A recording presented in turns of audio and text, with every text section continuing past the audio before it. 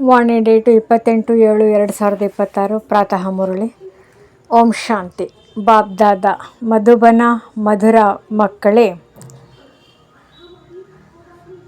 ಹಾಳಾಗಿರುವವರನ್ನು ಸುಧಾರಣೆ ಮಾಡುವವರು ಅರ್ಥಾತ್ ಅದೃಷ್ಟವನ್ನು ರೂಪಿಸುವವರು ಒಬ್ಬ ತಂದೆಯಾಗಿದ್ದಾರೆ. ಯಾರು ನಿಮಗೆ ಜ್ಞಾನವನ್ನು ಕೊಟ್ಟು ಅದೃಷ್ಟವನ್ನು ರೂಪಿಸುತ್ತಾರೆ? ಪ್ರಶ್ನೆ: ತಾವು ಮಕ್ಕಳ ಆತ್ಮಿಕ ಭಟ್ಟಿಯ ಒಂದು ಕಾಯ್ದೆ ಯಾವುದಾಗಿದೆ? ಉತ್ತರ: ಆತ್ಮಿಕ ಭಟ್ಟಿಯಲ್ಲಿ ಅರ್ಥಾತ್ ನೆನಪಿನ ಯಾತ್ರೆಯಲ್ಲಿ ಕುಳಿತುಕೊಳ್ಳುವವರು ಎಂದೂ ಅಲ್ಲಿ ಇಲ್ಲಿನ ಯೋಚನೆ ನಡೆಸಬಾರದು. ಒಬ್ಬ ತಂದೆಯನ್ನು ನೆನಪು ಮಾಡಬೇಕು. ಒಂದು ವೇಳೆ ಬುದ್ಧಿ ಅಲ್ಲಿ ಇಲ್ಲಿ ಅಲೆದಾಡುವುದಾದರೆ ತೂಕಡಿಸುತ್ತಾರೆ, ಆಕಳಿಕೆ ಬರುತ್ತದೆ. ಇದರಿಂದ ವಾಯುಮಂಡಲ ಕೆಡುತ್ತದೆ, ತಮಗೆ ತಾವೇ ನಷ್ಟ ಮಾಡಿಕೊಳ್ಳುತ್ತಾರೆ. ಗೀತೆ ಹೃದಯದ ಆಶ್ರಯ. ಓಂ ಶಾಂತಿ. ಮಧುರಾತಿ ಮಧುರ ಆತ್ಮಿಕ ಮಕ್ಕಳು, ಹಾಡಿನ 2 ಶಬ್ದಗಳನ್ನು ಕೇಳಿದಿರಿ. ಮಕ್ಕಳಿಗೆ ಎಚ್ಚರಿಕೆ ಸಿಗುತ್ತದೆ. ಈ ಸಮಯದಲ್ಲಿ ಕೇವಲ ನೀವು ಬ್ರಾಹ್ಮಣರ ವಿನಃ ಎಲ್ಲರ ಅದೃಷ್ಟ ಹಾಳಾಗಿದೆ. ಅದೃಷ್ಟವನ್ನು ರೂಪಿಸುವವರು ಎಂದು ತಂದೆಗೆ ಹೇಳಲಾಗುತ್ತದೆ. ತಮಗೆ ಗೊತ್ತಿದೆ ಶಿವಬಾಬಾ ಎಷ್ಟು ಮಧುರವಾಗಿದ್ದಾರೆ ಎಂದು. ಬಾಬಾ ಎಂಬ ಅಕ್ಷರ ಮಧುರವಾಗಿದೆ. ತಂದೆಯಿಂದ ಎಲ್ಲ ಆತ್ಮರಿಗೆ ಆಸ್ತಿ ಸಿಗುತ್ತದೆ. ಲೌಕಿಕ ತಂದೆಯಿಂದ ಮಕ್ಕಳಿಗೆ ಆಸ್ತಿ ಸಿಗುತ್ತದೆ, ಹೆಣ್ಣು ಮಗುವಿಗೆ ಸಿಗುವುದಿಲ್ಲ.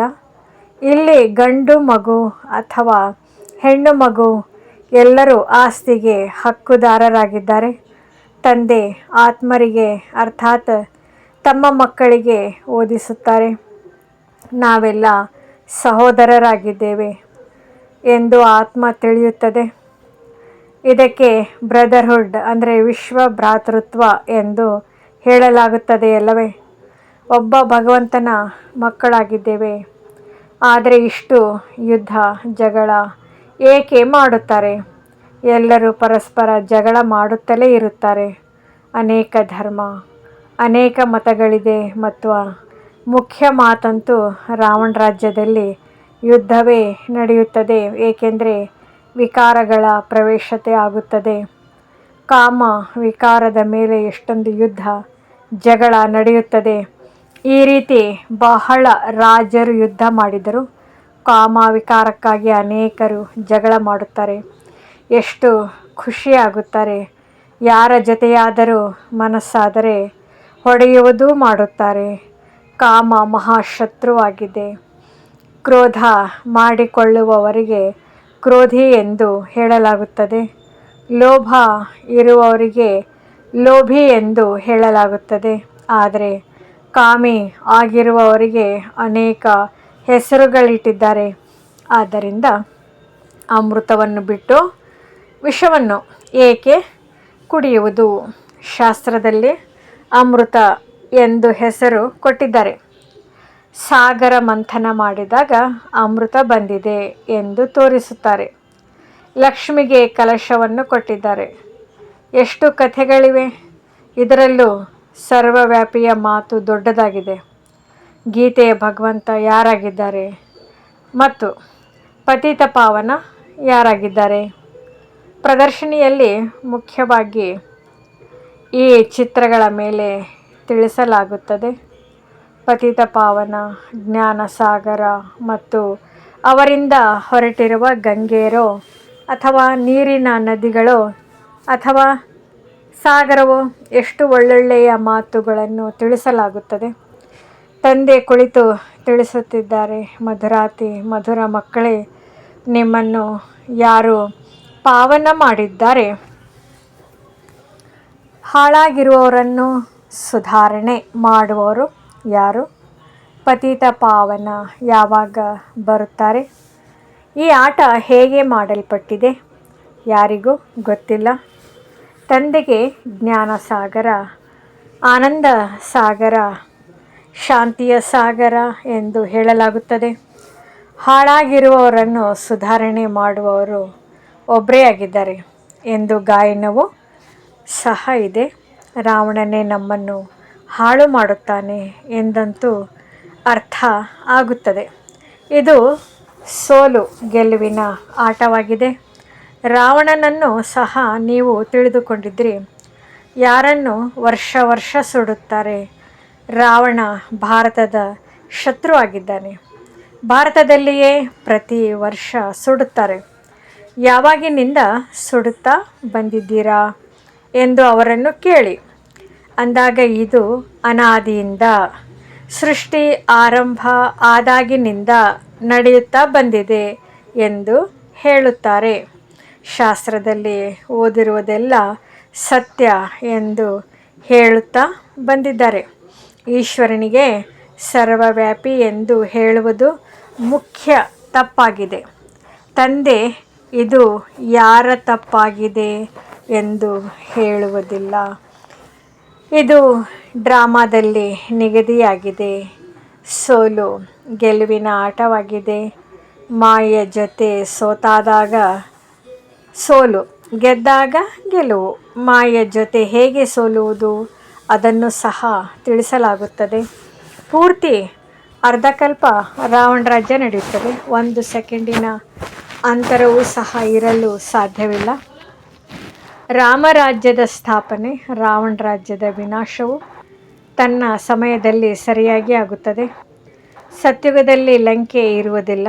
ಅದಂತೂ ಬುದ್ಧ ಧರ್ಮದ ಖಂಡವಾಗಿದೆ.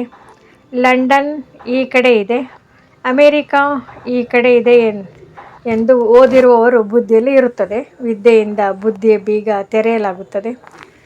ಬೆಳಕು ಬರುತ್ತದೆ. ಇದಕ್ಕೆ ಜ್ಞಾನದ 3ನೇ ನೇತ್ರ ಎಂದು ಹೇಳಲಾಗುತ್ತದೆ. ವೃದ್ಧರು ಬಹಳ ವಿಷಯಗಳನ್ನು ತಿಳಿದುಕೊಳ್ಳಲು ಸಾಧ್ಯವಿಲ್ಲ. ಇವರು ಒಂದು ಮುಖ್ಯ ಮಾತನ್ನು ಧಾರಣೆ ಮಾಡಿಕೊಳ್ಳಬೇಕು. ಯಾವುದು ಅಂತ್ಯದಲ್ಲಿ ಕೆಲಸಕ್ಕೆ ಬರುವುದು. ಮನುಷ್ಯರು ಶಾಸ್ತ್ರಗಳನ್ನಂತೂ ಬಹಳ ಓದುತ್ತಾರೆ. ಆದರೂ ಕೊನೆಗೆ ರಾಮ ರಾಮ ಎಂಬುದು ಹೇಳಿ ಎಂದು ಒಂದು ಅಕ್ಷರವನ್ನು ಹೇಳಿಬಿಡುತ್ತಾರೆ.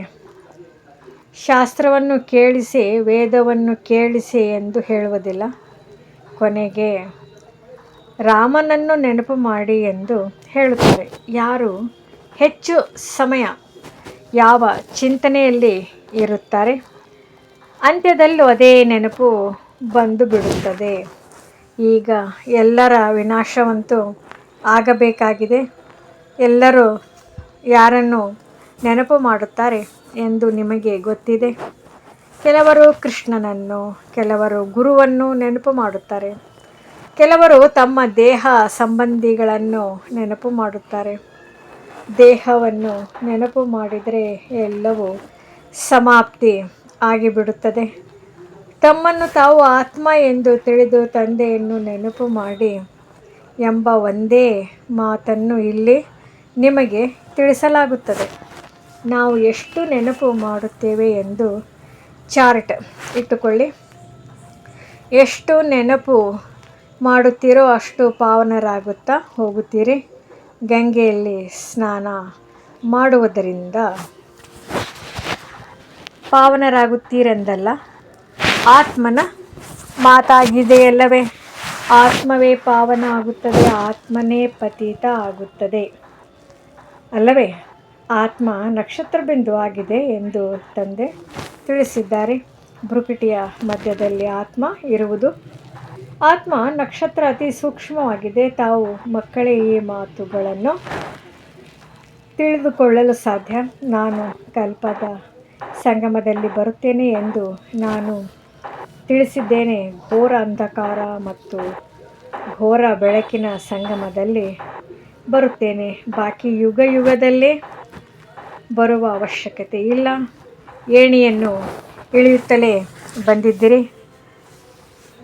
ಹಾಗೂ ಪೂರ್ಣ 84 ಜನ್ಮಗಳ ಏಣಿ ಇಳಿದಾಗ ತಂದೆಯು ಬರುತ್ತಾರೆ. ಈ ಜ್ಞಾನ ಇಡೀ ಪ್ರಪಂಚಕ್ಕಾಗಿ ಇದೆ. ಇವರ ಎಲ್ಲ ಚಿತ್ರಗಳು ಕಲ್ಪನೆಯಾಗಿದೆ ಎಂದು ಸನ್ಯಾಸಿಗಳು ಹೇಳಿಬಿಡುತ್ತಾರೆ. ಆದರೆ ಕಲ್ಪನೆ ಮಾಡುವ ಮಾತೆ ಇದರಲ್ಲಿ ಇಲ್ಲ. ಇದು ಎಲ್ಲರಿಗೆ ತಿಳಿಸಲಾಗುತ್ತದೆ, ಇಲ್ಲವೆಂದರೆ ಹೇಗೆ ಗೊತ್ತಾಗುತ್ತದೆ? ಆದ್ದರಿಂದ ಈ ಚಿತ್ರಗಳನ್ನು ಮಾಡಲಾಗಿದೆ. ಈ ಪ್ರದರ್ಶನಿ ದೇಶ ವಿದೇಶದಲ್ಲಿ ಆಗುತ್ತಿರುತ್ತದೆ. ಬಹಳ ಭಾರತವಾಸಿ ಮಕ್ಕಳಿದ್ದಾರೆ ಎಂದು ತಂದೆಯು ತಿಳಿಸುತ್ತಾರೆ. ಎಲ್ಲರೂ ಮಕ್ಕಳಾಗಿದ್ದೀರಲ್ಲವೇ? ಇದು ಅನೇಕ ಧರ್ಮಗಳ ವೃಕ್ಷವಾಗಿದೆ. ಇವರೆಲ್ಲರೂ ಕಾಮಚಿತೆಯ ಮೇಲೆ ಕುಳಿತು ಸುಟ್ಟು ಸತ್ತು ಹೋಗಿದ್ದಾರೆ ಎಂದು ತಂದೆ ಕುಳಿತು ತಿಳಿಸುತ್ತಾರೆ. ಸತ್ಯುಗದಲ್ಲಿ ಯಾರು ಮೊಟ್ಟ ಮೊದಲು ಬರುತ್ತಾರೆ ಅವರೇ ಪುನಃ ಮೊಟ್ಟ ಮೊದಲು ದ್ವಾಪರದಿಂದ ಹಿಡಿದು ಕಾಮ ಅಗ್ನಿಯಲ್ಲಿ ಸುಟ್ಟು ಹೋಗುತ್ತಾರೆ. ಆದ್ದರಿಂದ ಕಪ್ಪಾಗಿ ಬಿಟ್ಟಿದ್ದಾರೆ. ಈಗ ಎಲ್ಲರ ಸದ್ಗತಿ ಆಗುವುದಿದೆ. ತಾವು ನಿಮಿತ್ತರಾಗಿದ್ದಿರಿ. ನಿಮ್ಮ ಹಿಂದೆ ಎಲ್ಲರ ಸದ್ಗತಿ ಆಗುವುದಿದೆ. ತಂದೆ ಎಷ್ಟು ಸಹಜ ರೀತಿಯಲ್ಲಿ ತಿಳಿಸಿಕೊಡುತ್ತಾರೆ. ಕೇವಲ ತಂದೆಯನ್ನು ನೆನಪು ಮಾಡಿ ಮತ್ತು ಎಂದು ಹೇಳುತ್ತಾರೆ. ಆತ್ಮವೇ ದುರ್ಗತಿಯನ್ನು ಪಡೆದುಕೊಂಡಿದೆ. ಆತ್ಮ ಪತಿತ ಆಗುವುದರಿಂದ ಶರೀರವು ಸಹ ಅದೇ ರೀತಿ ಸಿಗುತ್ತದೆ. ಆತ್ಮನನ್ನು ಪಾವನ ಮಾಡಿಕೊಳ್ಳುವ ಬಹಳ ಸಹಜ ಯುಕ್ತಿಯನ್ನು ತಂದೆ ತಿಳಿಸುತ್ತಾರೆ. ಓಂ ಶಾಂತಿ. ನಮ್ಮ ಚಾನೆಲ್ ವಿಡಿಯೋಗಳ ಹೆಚ್ಚಿನ ಮಾಹಿತಿಗಾಗಿ ಸಬ್ಸ್ಕ್ರೈಬ್ ಬಟನ್ಗೆ ಕ್ಲಿಕ್ ಮಾಡಿ ನಮ್ಮ ಚಾನೆಲ್ಗೆ ಸಬ್ಸ್ಕ್ರೈಬ್ ಮಾಡಿ. ಈ ವಿಡಿಯೋ ಇಷ್ಟವಾದಲ್ಲಿ ಲೈಕ್ ಮಾಡಿ, ಶೇರ್ ಮಾಡಿ ಹಾಗೂ ಕಮೆಂಟ್ ಮಾಡಿ. ಈ ವಿಡಿಯೋ ಇಷ್ಟವಾದಲ್ಲಿ ಇಂತಹ ಆಧ್ಯಾತ್ಮಿಕ ಜ್ಞಾನ, ಸಹಜ ರಾಜಯೋಗ, ಮೆಡಿಟೇಷನ್ ಮತ್ತು ಪ್ರತಿದಿನದ ಕನ್ನಡ ಜ್ಞಾನ ಮುರುಳಿಯನ್ನು ಪಡೆಯಲು ನಮ್ಮ ಚಾನೆಲನ್ನು ಸಬ್ಸ್ಕ್ರೈಬ್ ಮಾಡಿ. ವಿಡಿಯೋ ಇಷ್ಟವಾದರೆ ಲೈಕ್ ಮಾಡಿ, ಶೇರ್ ಮಾಡಿ ಮತ್ತು ನಿಮ್ಮ ಅಮೂಲ್ಯ ಅಭಿಪ್ರಾಯವನ್ನು ಕಮೆಂಟ್ ಮಾಡಿ. ಧನ್ಯವಾದಗಳು.